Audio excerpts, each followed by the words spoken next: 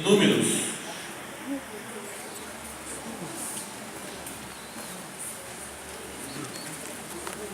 Números no capítulo 11.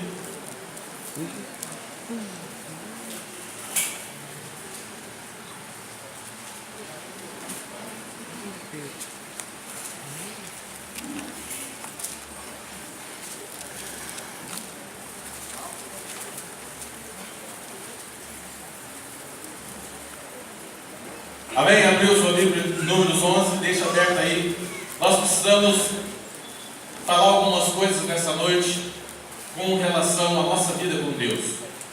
Como anda a nossa vida com Deus? O nosso relacionamento com Deus, a nossa vida na obra de Deus, na verdade. E é muito certo que o que tem ocorrido é que muitas pessoas têm se esfriado na fé. E muitas pessoas têm abandonado a obra de Deus. Por que isso tem ocorrido? E na verdade isso ocorre porque as pessoas têm se isolado. Você não pode se isolar. A Bíblia, ela fala que desde o princípio Deus nos criou para viver em comunhão. Deus nos criou para viver em unidade. Deus não criou ninguém para andar sozinho.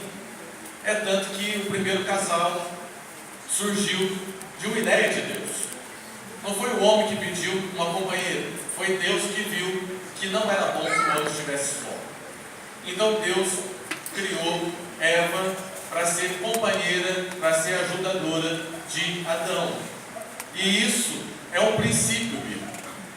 E desde aquela época até hoje, esse princípio permanece, esse princípio não caiu no esquecimento de Deus. Deus, ele continua querendo que nós mantemos os nossos relacionamentos.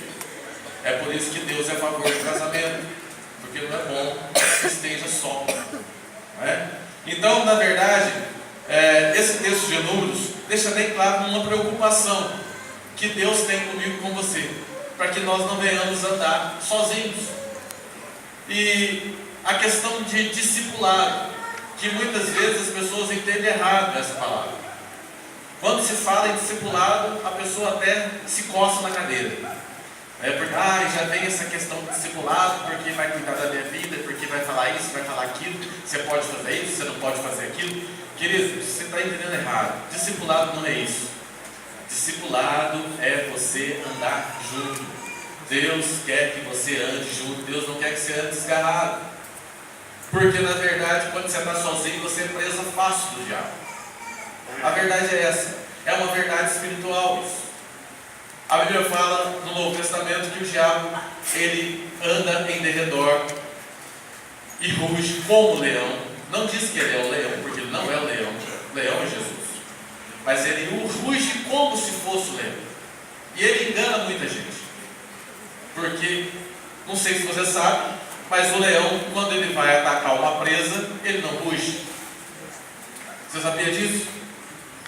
O leão, quando ele vai atacar uma presa, ele vai devagar, ele vai escondido, ele faz o mínimo de barulho possível, porque quando a presa se dá conta que ele está perto, não dá conta de correr mais, ele já está em cima. Então o diabo, ele é mentiroso. O texto fala que ele ruge como um leão, buscando a quem possa tragar. O que isso quer dizer para nós? Quer dizer para mim e para você, que quando você está sozinho, o diabo está de olho em você. E a qualquer momento ele pode atacar você, porque você sozinho é preso fácil. Mas quando você está entre pessoas, quando você está sendo acompanhado por alguém, quando você está acompanhando alguém, é muito mais difícil. É muito mais difícil. Então, não facilite as coisas para o diabo. Dificulte o máximo que você puder. Por quê? O diabo sempre ele quer agir na nossa vida. Sempre ele quer tirar aquilo que Deus te deu. Deus já te deu tudo. Mas ele não quer, o diabo não quer que você saiba disso. Ele quer que você continue no engano.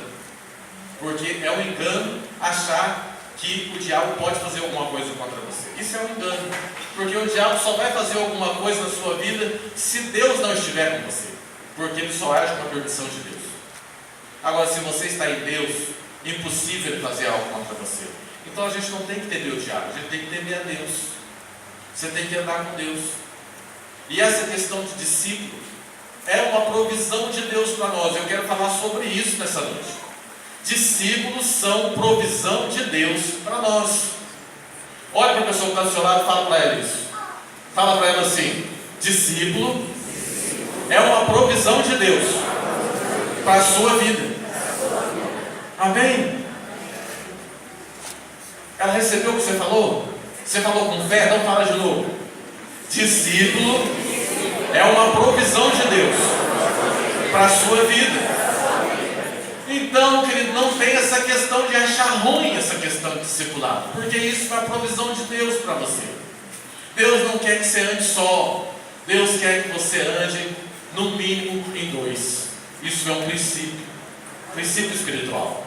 Nunca você pode estar sozinho, sempre no mínimo dois, porque o próprio Jesus falou: onde 2 ou 3 estiverem reunidos em meu nome, eu estarei no meio deles. Então é um princípio bíblico, não muda. Esse princípio é imutável. Deus não vai mudar os seus princípios, jamais.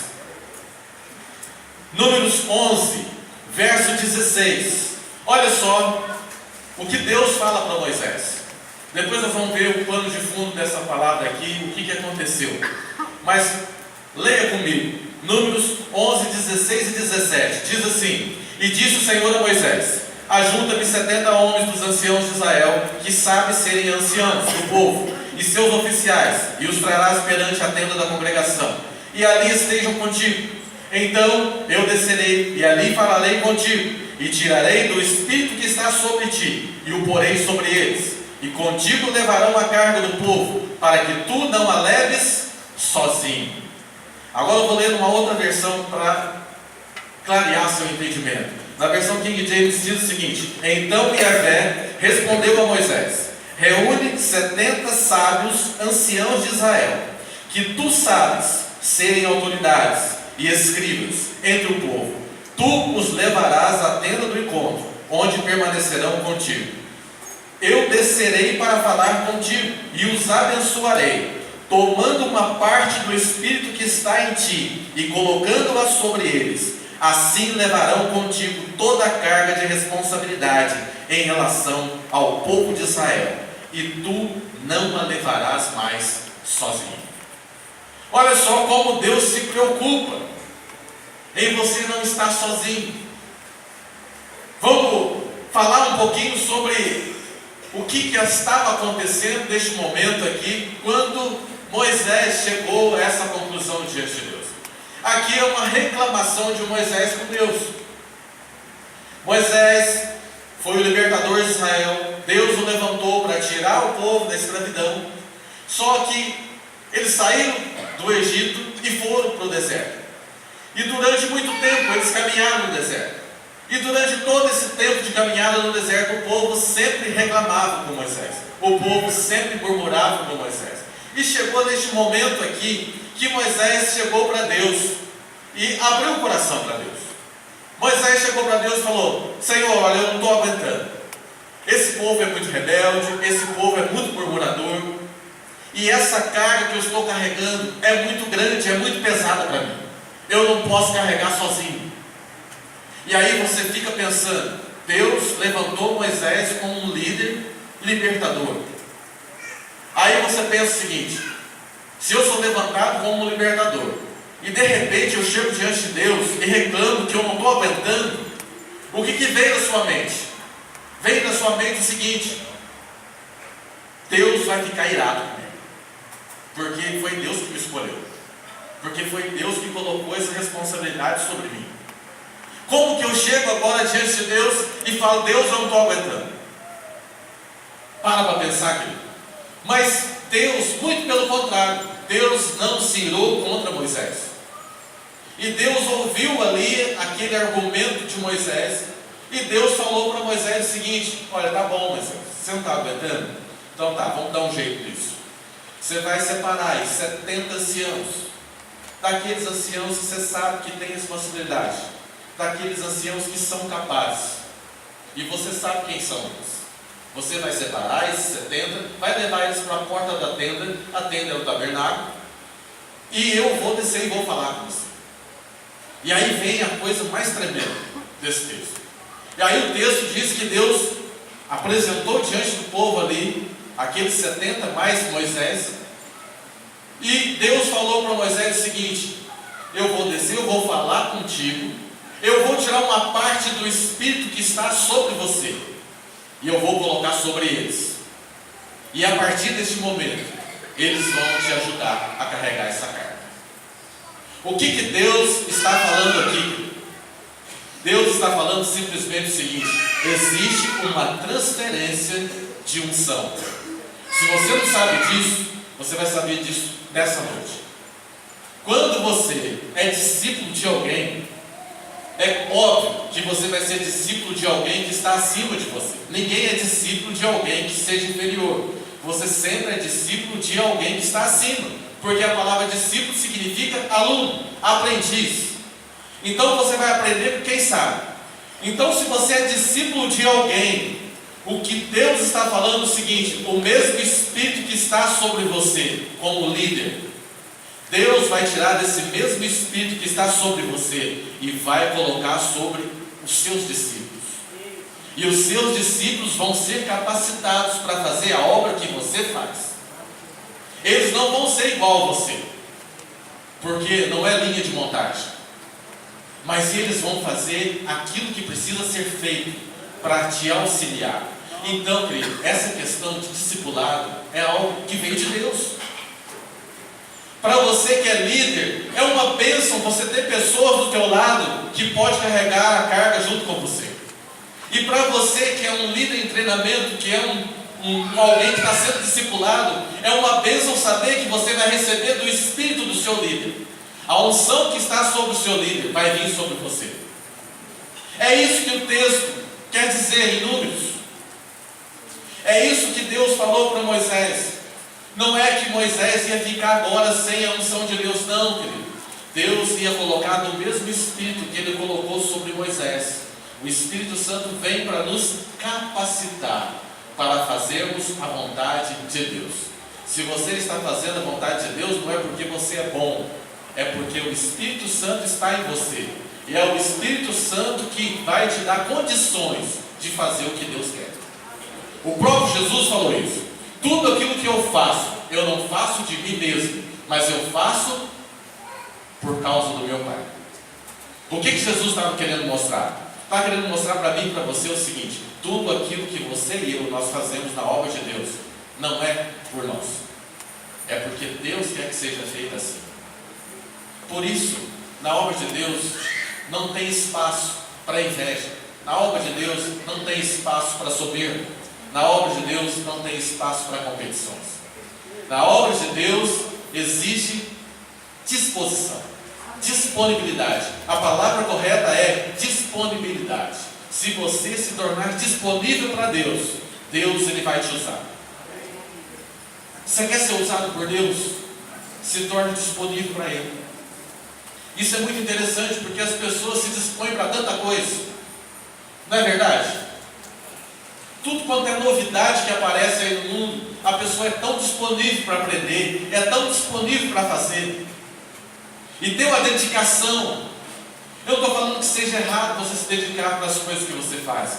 É claro, você deve se dedicar, mas você não deve abrir mão de Deus. Ele é o mais importante. Se você tivesse o mesmo empenho, para pensar, reflita só um pouquinho. Reflita nisso que eu vou falar para você. Se você tivesse a metade do empenho que você tem para fazer as coisas que diz respeito às suas vontades, se você dedicasse a metade dessa vontade para fazer as coisas de Deus, querido, Deus ia te usar muito. E você ia ver muitas coisas acontecer. Mas por que você não vê? Porque você abre mão. A nossa vida, ela é feita de escolhas. Você abre mão de Deus, Deus não vai abrir mão de você. Só que você não vai alcançar aquilo que Deus tem para você. A verdade é essa. Deus não vai te forçar? Não vai te forçar. Você pode viver a sua vida um dia após o outro, fazendo as suas coisas, buscando aquilo que você quer, aquilo que você deseja. Não fique preocupado, não vai acontecer nada com você. A questão é, aquilo que Deus tem para você, não vai acontecer, simplesmente isso. Porque para acontecer tudo aquilo que Deus tem para você, você tem que estar no centro da vontade dele. Isso Deus não vai abrir mão. Uma coisa é Deus te forçar a fazer, outra coisa é Ele aceitar você do jeito que você é. Deus não é obrigado. Deus, Ele vai aceitar quando você entrar no propósito dele. Aí sim, você vai receber tudo aquilo que Deus tem para você. Às vezes você fica tão satisfeito, tão feliz com as coisas que você tem conquistado. Não é errado ficar feliz com as conquistas, mas para pensar que Deus tem coisas tão maiores do que isso para você. Aí a gente se torna mesquinho, a gente se torna medíocre, porque a gente contenta com uma vida na média. Deus tem coisas muito maiores para fazer na nossa vida. Quando Deus chamou Moisés, Moisés não tinha nem noção do tamanho da obra que ele ia ter que enfrentar. Eu acredito que, mesmo sem saber, Moisés deu tanta desculpa para Deus para não fazer. Se ele soubesse que ele ia enfrentar, eu acho que ele não ia de jeito nenhum. Mas na verdade, quem capacitou Moisés? O próprio Espírito de Deus. Ele que capacitou Moisés. É Ele que vai nos capacitar. Mas nós precisamos entender algumas coisas no texto do Antigo Testamento. Que o Antigo Testamento é muito importante para a gente entender os princípios de Deus. O povo de Israel estava no cativeiro. O pastor Vanderlei citou alguma parte aqui sobre as pragas. Eu não vou me ater nisso. Mas o povo é escravo. Que direito tem um escravo? Escravo tem algum direito? Não. Mas o povo era escravo ali, sem direito algum. E aí um dia, Moisés chega para esse povo e fala: olha, Deus falou que vai nos tirar daqui. E Deus falou que vai nos levar para uma terra boa. Isso que Moisés falou para o povo. O povo ficou todo alegre, todo contente. Então nós vamos deixar de ser escravo. Vamos deixar de ser escravo. Ficaram tudo maravilhado. E aí vieram as pragas, e você sabe da história. E aí na última praga, Faraó mandou o povo embora. E aí não mandou o povo embora de mãos vazias. Toda a riqueza do Egito foi entregue para o povo de Israel. Toda a riqueza. Por isso que Deus, Ele é muito justo. Deus é um Deus justo. Fala para a pessoa que está do seu lado: Deus é justo. Ele não fica devendo nada para ninguém. Amém? Deus não fica devendo nada para ninguém. O povo de Israel trabalhou pesado durante muito tempo como escravo no Egito. Mas aí Deus tirou o povo do Egito. Aí Deus fez o que a gente conhece aqui, fez uma rescisão de contrato com o povo. E foi uma rescisão muito boa, hein? E Deus pagou todo o tempo de trabalho, de serviço forçado, de escravatura daquele povo. Deus fez com que o próprio Egito pagasse eles. E eles não precisaram fazer nada. Os egípcios vinham e traziam os ouros, traziam as pratas, os cobres, tudo que era de joias, traziam e davam para eles. E eles saíram de lá muito ricos. Aí até aí está tudo muito bem. Mas aí eles chegaram diante do mar. E aí, pensa na situação. Estão diante do mar vermelho. Não tem como atravessar o mar a nado.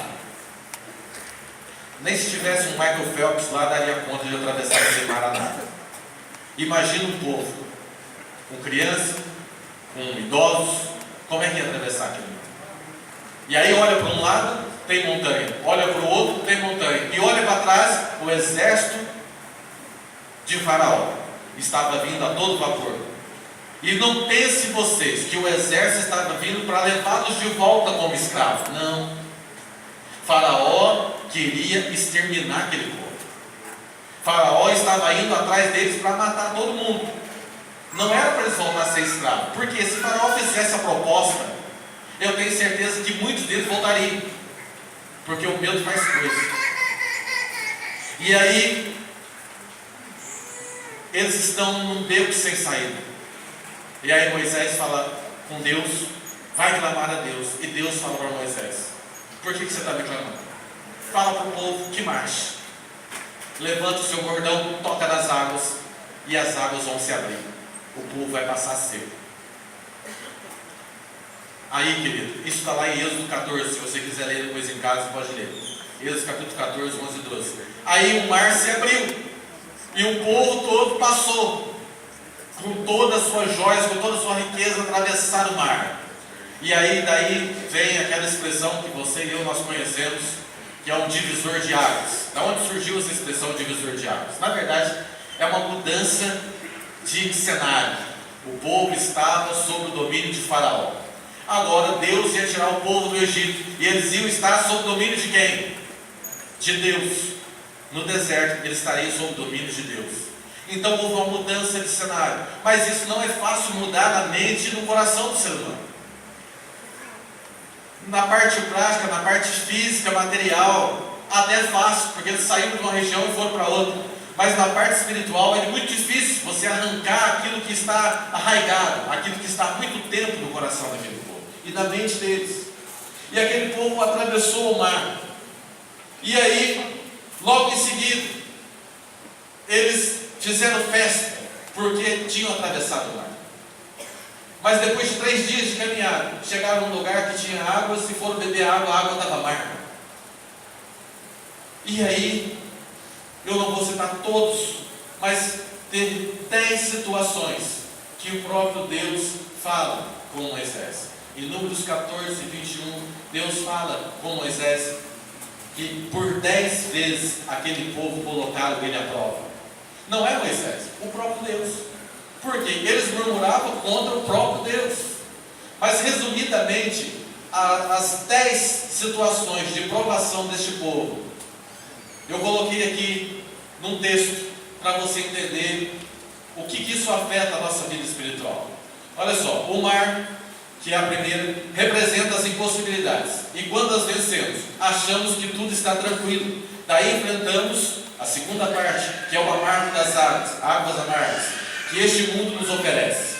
Só Jesus pode resolver a sequidão da alma. Mas, se não entendermos, vamos continuar andando entre espinhos.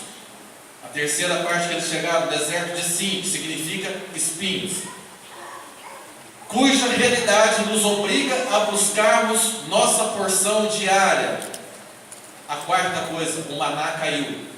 Só que eles pegaram a mais do que deveria pegar. E aí aquele maná apodreceu, porque desobedeceram a Deus. Não podendo viver de reservas. Sendo assim, Deus sempre nos dá descanso. Mas por vezes transformamos o descanso de Deus em labutas e perda de tempo desnecessários. Aqui eles estavam em Refidim, que significa descanso, lugar de descanso, mas contenderam contra Deus. Assim surgem as contendas. Próxima parada, Massá e Meribá, águas da contenda, quando o povo contendeu com Moisés por causa das águas. Eis o motivo da lei. Aqui chegaram no Sinai. É um lugar espinhoso. Sinai significa espinhoso. É duro viver debaixo da lei, mesmo que alguns achem que bom e acham que conseguem. Na verdade, a lei faz colocarmos para fora nossa terrível natureza pecaminosa. Isto provoca a ira consumidora de Deus, que é Taberá. Taberá significa labareda, quando Deus acendeu a ira contra o povo de Israel. E no povo gera o desejo de rebelião. Também em Taberá o povo se rebelou contra Deus, e encantamento pelo mundo, gerando grande ingratidão, faz com que se esqueçam das vitórias e bênçãos recebidas. Cades Barneia. O povo se levantou murmurando contra Deus, dizendo que preferiam estar no Egito, porque tinham saudades do tempo que comiam carne, tinham saudades porque comiam e bebiam à vontade, e comiam pão até se fartar. Olha que mentira absurda. Quando que um escravo come o que quer, a hora que quer? É uma mentira, filho. Olha o que o diabo coloca na mente das pessoas. Você está no mundo, você está aprisionado nesse sistema. Quando eu falo mundo, eu estou falando do sistema mundano que governa aqueles que não têm a Jesus, que não têm a Deus. Quando nós estamos nesse sistema, o diabo nos ilude e faz com que nós venhamos acreditar que aquele tipo de vida que a gente leva é um tipo de vida bom, é um tipo de vida legal. Mas se você abrir os seus olhos, você vai ver que isso não é uma vida que Deus tem para você. Isso é escravidão. Mas por que as pessoas não enxergam o que é escravidão? Porque o povo de Israel queria voltar para a escravidão. Eles achavam que a escravidão era melhor do que estar lá no deserto, onde Deus estava provando a fé deles para levá-los para a terra que Ele tinha prometido. Mas eles não souberam esperar. Eles achavam que passou o Mar Vermelho ali, tudo estava resolvido. Agora vai ser só bênção.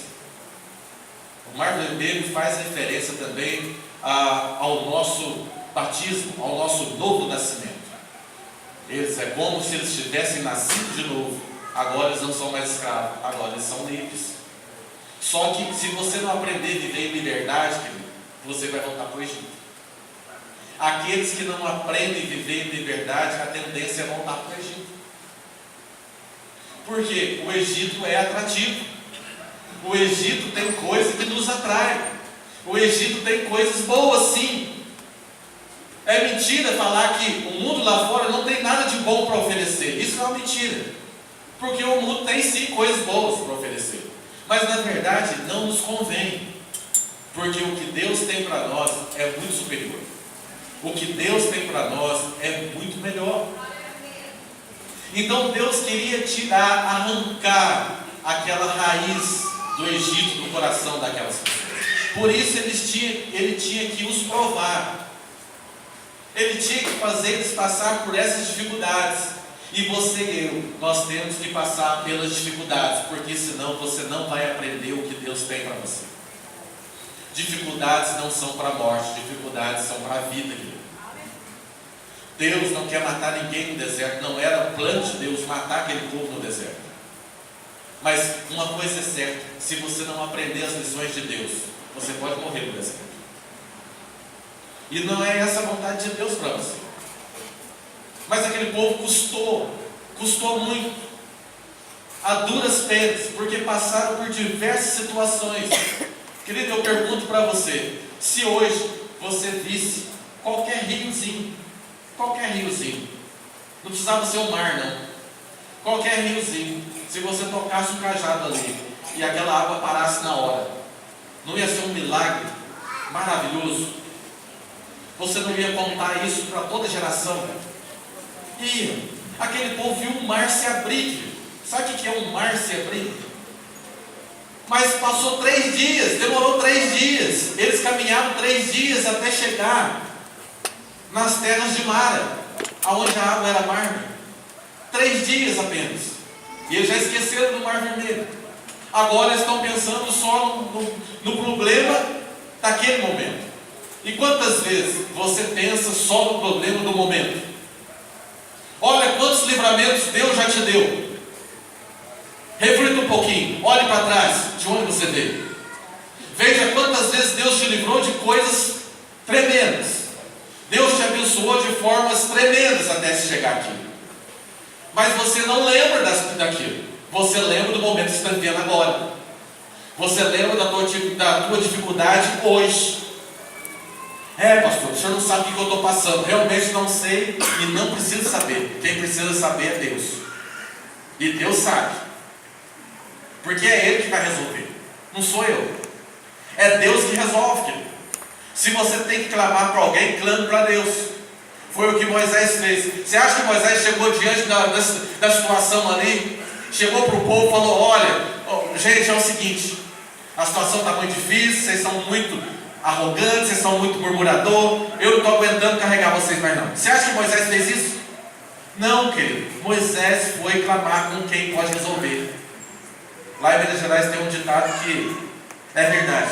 Se você vai tratar de alguma situação com um fazendeiro, eles sempre falam isso. Você vai falar com o dono dos porcos, porque você vai falar com quem pode resolver. Não adianta você falar com o empregado. E tem muita gente tratando com o empregado. Quem são os empregados na obra de Deus? Você fica buscando profecia, você fica buscando a aparição de anjo. Você acha que um anjo vai aparecer na tua casa? Você acha que alguém vai lá na tua casa e vai falar o que você deve fazer? Não vai acontecer isso. Isso é muleta para a fé. Deus não precisa de muleta. Se Deus tem algo para falar com você, Ele vai falar com você. Porque Deus não precisa mandar recado para ninguém. Ele tem que falar, Ele fala com você. Agora, por que você não ouve? Quantas vezes você para para ler a palavra dele? Quantas vezes você para e tira um tempo para orar, para conversar com Deus? Se você não tem tempo para conversar com Deus, não tem tempo para ler a palavra dele, você quer que Deus fale com você que jeito? Então, querido, não adianta a gente dar desculpas para Deus. Tem que fazer igual Moisés. Olha, a situação está difícil, não estou aguentando, estou em aperto, estou passando dificuldade. O que dá para fazer aí, Deus? Vê o que o Senhor vai fazer. E Deus deu a solução para Moisés. Agora eu pergunto para você, aonde estavam aqueles 70 homens? Eles não estavam com Moisés? O tempo todo eles estavam do lado de Moisés. Por que Moisés não fez isso antes? Aí eu falo para você, você que é líder e está desanimado, talvez em sua célula você não vê potencial em ninguém, porque tem gente que tem essa dificuldade. A célula dele tem 10 pessoas, mas ele não vê ninguém com potencial. Então eu não sei o que as 10 pessoas estão fazendo lá na célula. Porque todo mundo que está na célula é um potencial. Se ele está lá na célula é porque Deus colocou ele lá. E se Deus colocou ele lá, Deus tem algo para fazer na vida dele. Então nós temos que apostar nas pessoas, querido. Se Deus acredita nas pessoas, porque você acha que eu vou ser melhor do que Deus? Eu não sou melhor do que Deus. E não está escrito na testa de ninguém, eu vou ser um bom líder. Está escrito isso, seria uma maravilha. Chega lá na célula, você olha no rostinho de cada um, aí um está escrito, eu vou ser líder de louvor. No outra testinha está escrito, eu vou ser intercessor. Na outra testinha está escrito, eu vou ser líder. Ia ser uma maravilha, mas isso não está escrito e você não sabe. E se você não sabe, você tem que perguntar para quem sabe. Quem sabe? Deus. Então vai clamar a Deus. Deus vai falar para você, pega fulano, ciclano, beltrano, separa eles. É isso que Deus fez com Moisés. Sabe esses 70 homens aí? Você sabe, é tão interessante essa versão King James, que ela dá uma clareza tão grande, que ela fala o seguinte, que Moisés sabe. Você vai separar 70 homens que são capazes, que são responsáveis, aqueles que você sabe. Então, na verdade, você sabe quem são capazes na tua célula. Você sabe quem é capaz de andar com você. Na verdade, você tem medo de apostar neles. Essa é a realidade.